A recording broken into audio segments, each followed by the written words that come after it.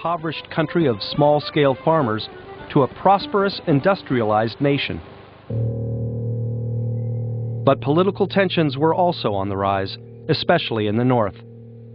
And Ireland's poets were there both as witnesses and agents of change.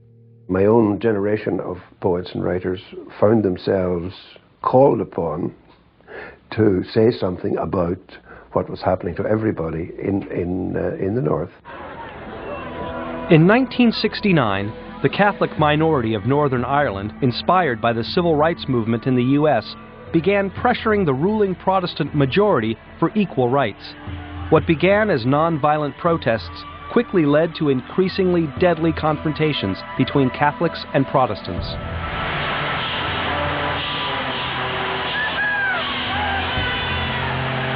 It was a pretty horrifying time. That was not, mind you, without its own strange courtliness, its own strange mannerliness, in that these tit-for-tat murders where one night a Protestant would be shot, the next night a Catholic, there was an extraordinary order to it, a terrifying order to it.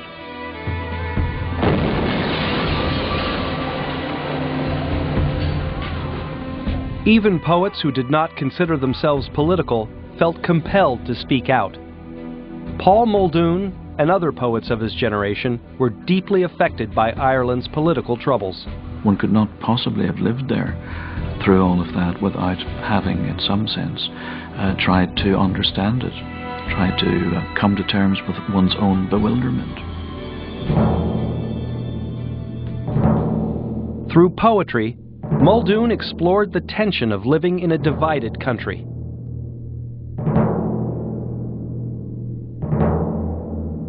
You remember that village where the border ran down the middle of the street, with the butcher and baker in different states.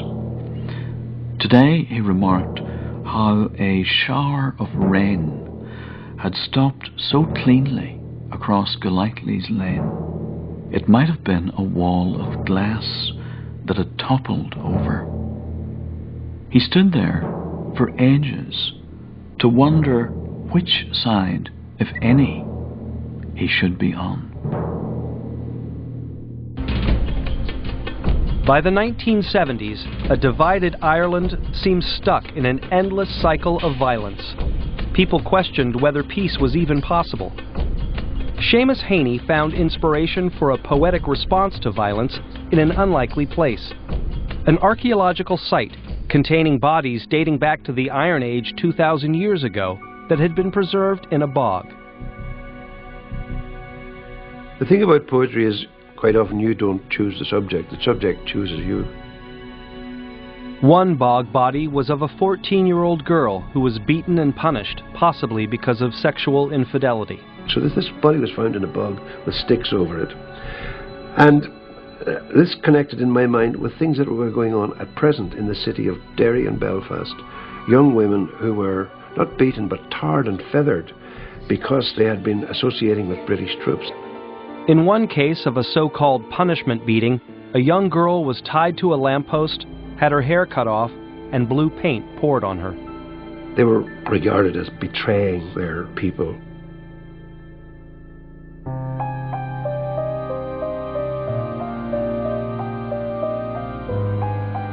I can see her drowned body in the bog, the weighing stone, the floating rods and boughs, her shaved head like a stubble of black corn, her blindfold a soiled bandage, her noose a ring to store the memories of love.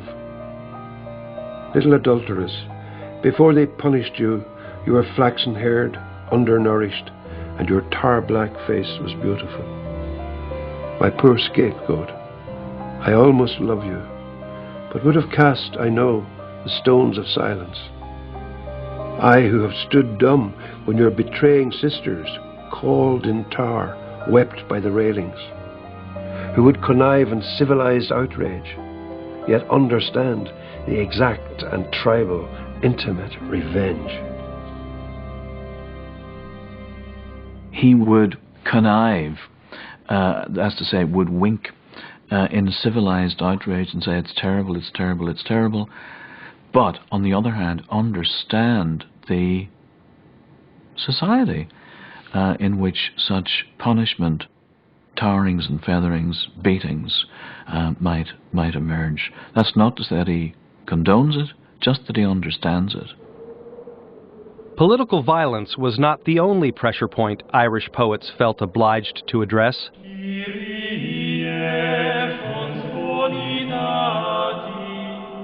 The dominance of the Catholic Church and its hold on Irish social mores also came into question.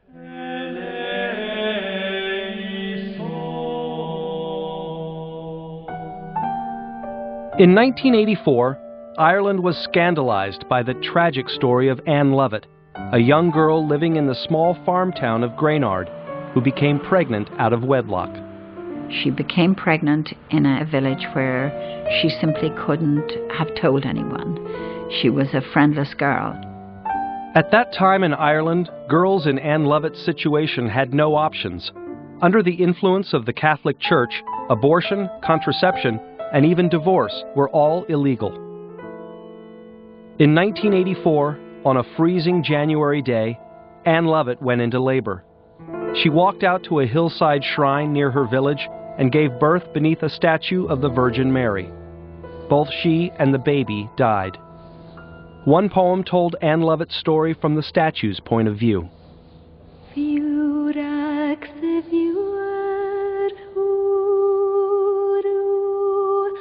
On a night like this, I remember the child who came with 15 summers to her name, and she lay down alone at my feet, without midwife or doctor or friend to hold her hand, and she pushed her secret out into the night, far from the town, tucked up in little scandals, bargains struck, words broken, prayers, promises. And though she cried out to me in extremis, I did not move. I didn't lift a finger to help her. I didn't intercede with heaven, nor whisper the charmed word in God's ear. On a night like this, I number the days to the solstice and the turn back to the light. O sun, centre of our foolish dance, burning heart of stone, molten mother of us all, hear me and have pity.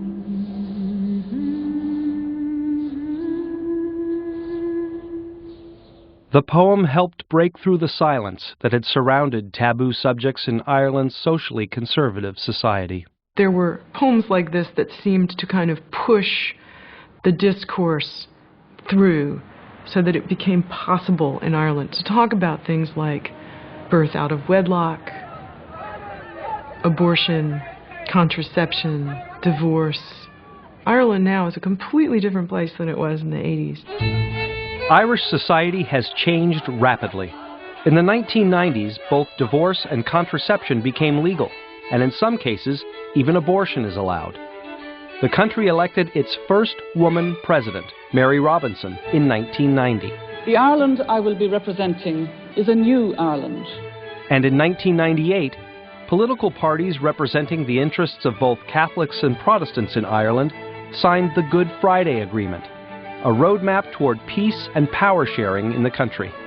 Through these tremendous changes, Ireland's poets have used the power of their words to help shape and understand the country's public life, both within and beyond Ireland's borders. There's a sense of unfinished business about the country. One of the things that poets are attempting to do is to make sense of themselves in their society.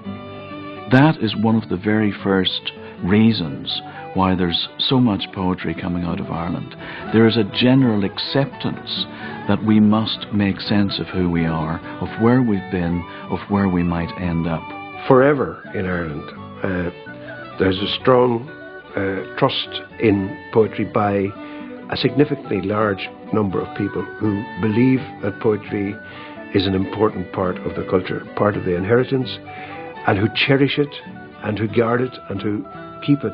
The Irish people don't fear that the poet is some exempt invention of educated or elite classes. They're the person who wrote the invective, they're the person who wrote the wedding poem, they're the person who came to the christening. They are the companion of the life of the people.